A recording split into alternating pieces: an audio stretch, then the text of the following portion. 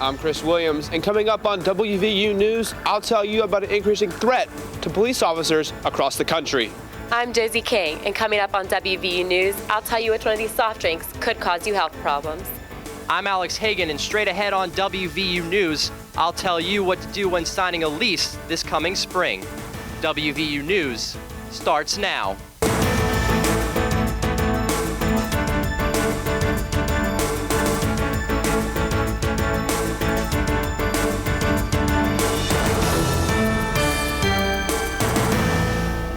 A recent shooting in Elkins claimed the life of one U.S. Marshal while wounding 2 others. I'm Emily Veneri. And straight ahead, we'll tell you why there's been a recent increase in the number of attacks on police officers all across the country. I'm Alex Hagan, and you're watching WVU News, a newscast produced by journalism students at West Virginia University. Police officers risk their lives on a daily basis to protect us.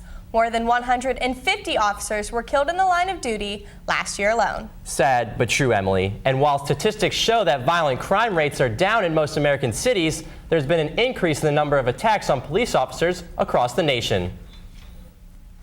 So what is to blame for the recent increase of assaults on police officers? WVU News reporter Chris Williams joins us now to explain. Chris? Thanks, Alex and Emily. Each day, around 800,000 men and women suit up for their jobs in law enforcement to serve in the line of duty. And the spotlight on this nationwide problem hit home recently when 3 U.S. Marshals were shot serving a warrant in Elkins. The suspect, 50-year-old Charles E. Smith, opened fire on the officers, killing 24-year-old Della Kotzpaneller and injuring 2 others. I spoke with one local officer who told me just how dangerous it is to be a policeman. So far this year, 17 police officers have already died in the line of duty. The number of officers being assaulted is continuing to increase across the country. Monongalia Deputy Timothy Hunn knows firsthand how real these numbers are. And everything's finally under control and the adrenaline starts coming out. I mean, that's when I knew. I was like, oh man, you know, my wrist, I couldn't see any swelling. I couldn't move it. I mean, it was bad. Hunn tore a ligament in his wrist while he was arresting someone. Hunn is the only officer that has been assaulted recently. Researchers are saying in 2010, 162 officers were killed, the most since 1974. In West Virginia, 1 in 8 officers reported a simple assault. 1 in 23 reported an aggravated assault. And on average, police officers are assaulted 3 to 4 times a year. Hunn says officers should always be aware during every call. Yes, when every call we go to, there is a certain level of awareness. There's a certain level of risk to anything you do. The simplest call can turn into something serious, especially today, said Hunn. For example, take this simple traffic stop. Traffic incidents are always a concern for police, but 62% of the arrests made in West Virginia deal with domestic violence. So when an officer answers a call, he can never be sure what's behind that door. Hunn says if the police show up at your house or stop your car, the easiest thing to do is cooperate. Here's the thing. If we're there legally, you know, don't come over and cause a commotion because you're just going to add to the problem. You're making a bad situation worse. Hunn's injury forced him into light duty on November the 3rd, and he will stay on light duty until April 19th. The FBI and the West Virginia State Police are investigating the fatal shooting in Elkins. And as for the 24-year-old U.S. Marshal who was recently killed, Della Kotzpaneller, the family is requesting donations for a memorial in his name. If you would like to make a donation, the address is at the bottom of your screen. Thanks, Chris. And while police are here to protect and serve, one thing they can't help with is getting students their security deposits back. Currently, there is legislation in support of requiring landlords to return deposits within 30 days. But as I found out, there are more tips you need to know before signing your next lease. The spring semester is the time of the year when students in Morgantown are signing leases for next school year. Several students like Benjamin Seabaugh are noticing a problem when signing on the dotted line. There are even more people who have had no damage to the apartment whatsoever, and they have not received their security deposit back because the landlord just took too long. West Virginia is one of only 3 states that does not have a deadline for landlords to return the tenant's security deposit. Carrie Showalter is the attorney for students here at WVU. She says that a proposed bill is being worked on, but she strongly encourages students to bring copies of their leases in so they can get a better understanding of what they're signing. We ask students to get a copy of the lease, and we can't encourage them enough to bring the lease in and let us review it. Studies show that most students don't read their lease agreements or keep track of damages before moving in. Doing these things can help avoid having to pay for damages like this broken window right here. Officials say the key to getting your security deposit back is to make a list of all the damaged items in the apartment and have the landlord sign and date the list. Taking video and photographs can also help in documenting damage in the apartment. Everyone needs to go to Student Legal Services and make sure that it's read over before they sign it. With the bill still waiting to be passed by the West Virginia legislative, it's up to tenants to make the right choices in their next lease agreement.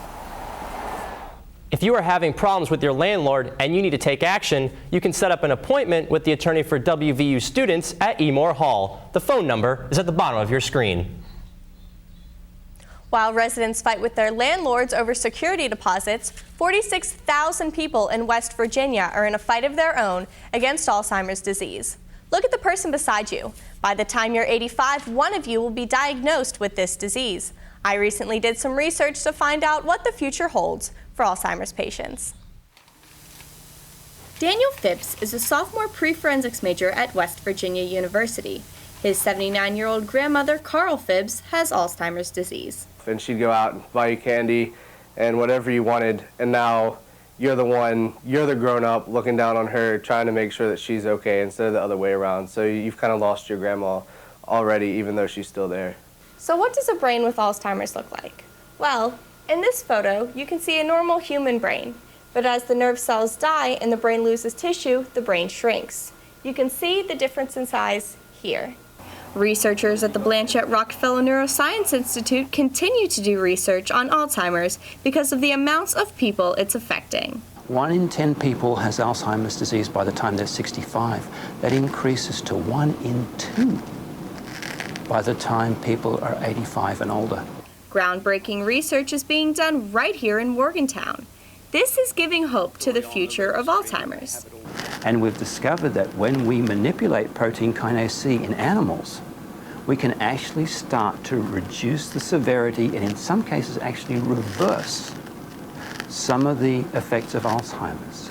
Because Alzheimer's is genetic, news like this keeps Phipps hopeful about things he could face as his own parents get older. I would hate to see my dad go through that. My dad's a huge impact in my life, one of my biggest heroes. So with the research, I would hope that before my dad got to that point that it could be stopped. While Phipps looks ahead with high hopes for the future, he still plans to do all he can for his grandma when he gets the chance to see her. If you would like to know more about Alzheimer's disease, you can visit www.alz.org. The address is at the bottom of your screen. While Alzheimer's mostly affects the older generation, one beverage that many Americans drink could have a negative effect on people of all ages. WVU News reporter Josie King has a story. Each year, Americans drink 4.2 billion gallons of diet soda. Mountaineer Games Area Manager Brian Dennis says he drinks 4 to 5 bottles a day. I just drink it because it's less calories. The flavor's, similar, but just less calories, I guess.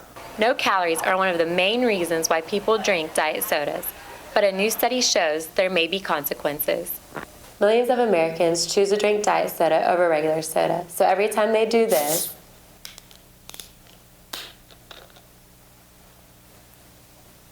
they could be increasing the risk of a stroke. Dietitian Nettie Freshour says there are a lot of other factors that need to be looked at. There's a lot of things that need to be looked at. The consumption of soda was only asked at one point in time in their life, and they didn't take a lot of other things into consideration. For example, ethnicity, family history, and already complete combination of one's diet. Dennis says he will continue to drink diet soda because it helps him get through his busy days at work. I definitely need a kickstart in the morning because I do not drink coffee or tea or anything like that. It remains to be seen if the results of the study will affect the amount of diet soda consumed. Josie King, WVU News, Morgantown.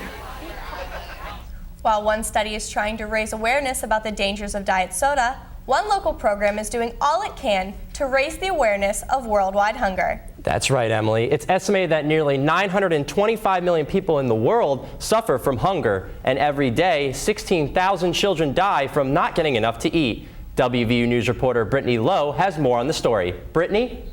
Thanks, Alex and Emily. Are you someone struggling to put food on the table? Well, you're not alone. One child dies every 5 seconds from not getting enough to eat. I recently visited one local program that brings individuals and communities together to help raise hunger awareness by using a bit of creativity. Hunger is a worldwide problem that affects many people right here in our community. Longtime Morgantown resident Ann Walters says donating time can make a difference. There are a lot of people in our community who are really struggling just to survive, and it behooves us all to help them when we can. In West Virginia, nearly 20% of children under the age of 5 suffer from hunger. The Empty Bowls program helps raise money to combat hunger as well as increase awareness. The need today is more than ever in the food pantries. Their shelves are emptying quicker. There are more people in need due to the economy. Here, college students make their own bowls to do their part in raising hunger awareness. People of all ages across the community made their own ceramic bowl to donate to the event. These bowls are a symbol of the local and worldwide struggle of hunger. Each guest of the event takes home a homemade bowl. Each time they take the bowl from the cupboard, they're reminded that someone's bowl is always empty. 1 in 6 people worldwide are unable to put food on the table. Kathy Meehan reminds us why it is important to make an effort. Pretty profound when you think of all the food in our society and that there are some people who don't have access to that. This event is a way for people of all ages to contribute to helping the hungry by making a bowl. This is the way. The event was held Saturday, February 26th and will not be held again until next year, but local pantries are always in need of donations. For further information on donating, visit the website at the bottom of your screen. Thanks, Brittany. You know, Emily, it's great to see that the community is doing all it can to help the worldwide hunger problem. You're right, Alex, and I think there's a lot more we can do too. But coming up next on WVU News, we'll switch it over to sports with our WVU sports reporter, Alex Wiederspiel. Find out how wrestling 9 matches in one day might propel one Mountaineer wrestler into the national tournament.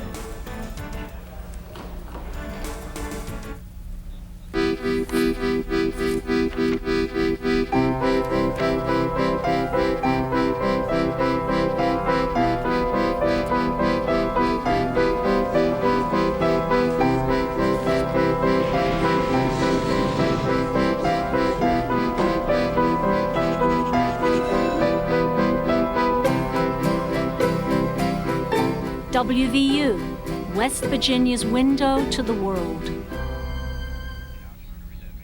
The Mountaineer wrestling team started with their season with road trips all over the country from upstate New York to Reno, Nevada. The Tournament of Champions in Reno is one of the most important tournaments for amateur wrestlers in the entire nation. That's right, Alex.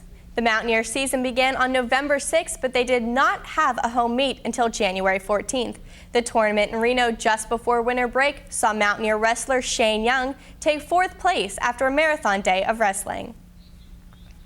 WVU sports reporter Alex Wiederspiel joins us now with more about the grueling day of wrestling Shane Young endured at the Reno Tournament of Champions. Alex? Thanks, Emily and Alex. The Mountaineer wrestling team is among the most storied programs in the history of the sport. Now one wrestler's massive win total may lead him to an NCAA berth. There is one thing that sets Young apart from his teammates. Mountaineer wrestler Shane Young started contributing in his freshman year. Now a sophomore, Young has become a staple of the Mountaineer lineup. Sometimes being a little wet behind the ears isn't such a bad thing. The wrestling team has produced 5 national champions, 19 All-Americans, and countless top 25 amateur wrestlers. Sophomore Shane Young won 16 matches as a freshman, a mark he has already passed as a sophomore. Young ranked 20th in the preseason top 25 and has been ranked as high as 18th this season. Young has a bright future with the Mountaineers and has a great chance to reach the 25-win plateau this season. The Mountaineers will compete in the EWL Conference Championship on March 6th in Bloomsburg, Pennsylvania. Guys, back to you. Thanks, Alex. Well, it sounds like the wrestling team is headed in the right direction. Hopefully some of them can make it into the NCAA tournament.